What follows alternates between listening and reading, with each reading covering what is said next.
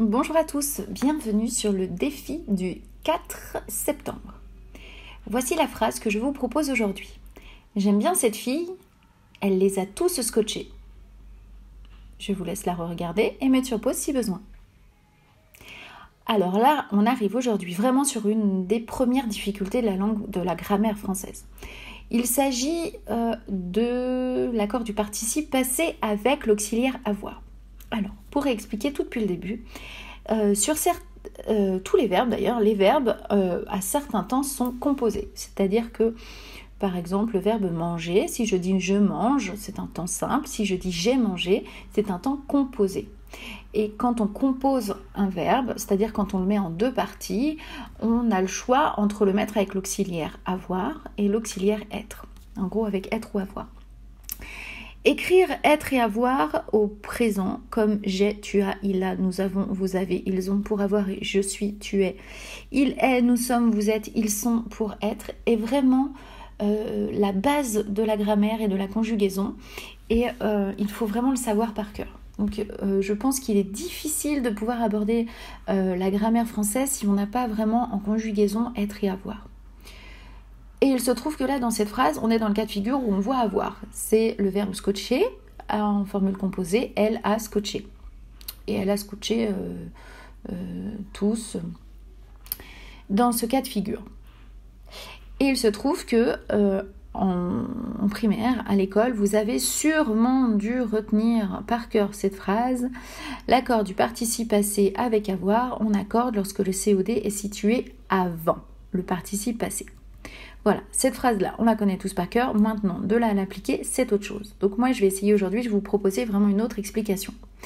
Les participes passés, en fait, ce sont tous les verbes quand ils se terminent en « EIU ». Par exemple, j'ai mangé, j'ai bu, j'ai ri. Donc en EIU, hop, c'est ici où on se pose une question. Est-ce que j'accorde, est-ce que j'accorde pas? C'est-à-dire, est-ce que je rajoute un E? Est-ce que je rajoute un S? Est-ce que je rajoute rien? Ou est-ce que je mets EES? Voilà, par exemple. Donc, c'est là où on se dit, est-ce que je rajoute quelque chose ou pas? Et avec avoir, c'est pas si simple parce que des fois oui et des fois non.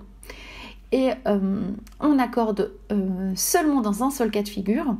C'est quand on a notre COD situé avant. Donc je vais vous expliquer ce qu'est un COD, ou plutôt à partir de maintenant, je ne vais plus utiliser ce terme.